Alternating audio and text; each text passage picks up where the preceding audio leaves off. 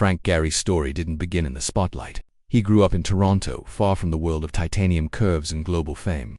Before moving to the United States to chase a future he couldn't quite define yet, at USC he studied architecture with a quiet intensity, later sharpening his vision even further at Harvard while exploring urban planning. But even then, no one suspected he'd become the architect who would rewrite the rules of his entire field when he launched his practice in Los Angeles in 1962. Gehry blended into the city like any other young architect trying to survive. That anonymity didn't last long. His career took a turn so strange that people still talk about it today. Instead of waiting for a dream commission, Gehry decided to experiment on the one structure he had full control over, his own tiny Santa Monica home.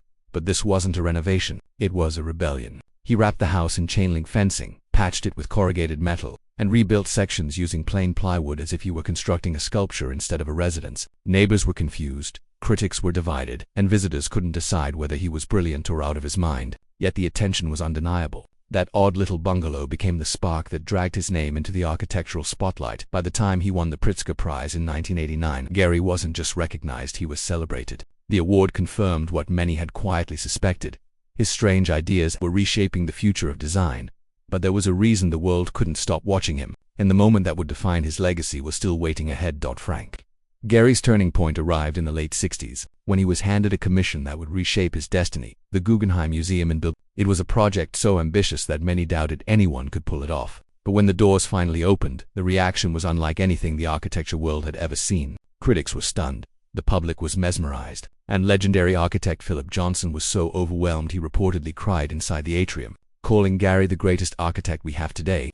What made the building so unforgettable wasn't just its beauty, it was the technology behind it. Gehry used software originally built for designing fighter jets, bending titanium into forms that had never existed in architecture. The museum didn't sit still. It twisted, shimmered, and seemed to move like a living creature. His long-running fascination with fish suddenly made sense. Their fluid shapes became his signature, guiding the way he crafted buildings that felt alive even when frozen in metal. Bilbao was only the beginning. From the Museum of Pop Culture in Seattle to the Walt Disney Concert Hall in Los Angeles and the Louis Vuitton Foundation in Paris, Gehry's creations started appearing across the world like landmarks of a new era. His influence grew so immense that he was eventually awarded the Presidential Medal of Freedom, an honor reserved for figures who fundamentally shaped culture.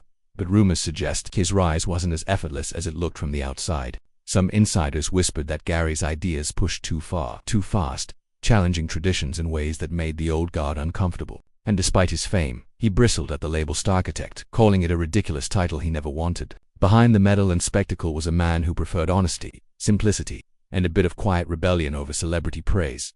But the legacy he leaves behind reveals something few ever expected. As news of Frank Gehry's passing spread, tributes poured in from every corner of the world. Friends and collaborators who knew him best described him as a genius of lightness and grace, someone who could turn raw metal into something that felt almost weightless. Politicians praised the way his ideas transformed cities, reshaped skylines, and pushed the public to imagine spaces in entirely new ways. Gehry himself once explained his long-running fascination with fish by saying, "If we're going backward, why not go back 300 million years?" It was a playful line, but it captured everything about his work. His buildings bend, twist, and move even when they're perfectly still, as if they're caught somewhere between sculpture and dream. They don't just take up space, they redefine it. He leaves the world at 96, but the structures he created will stand long after, echoing his imagination in steel, glass, and titanium. Gehry didn't set out to become a legend. He simply followed ideas that felt alive to him. And in the process, he changed far more than architecture. His creations didn't just challenge the rules of design, they changed the way we see space, motion, and possibility.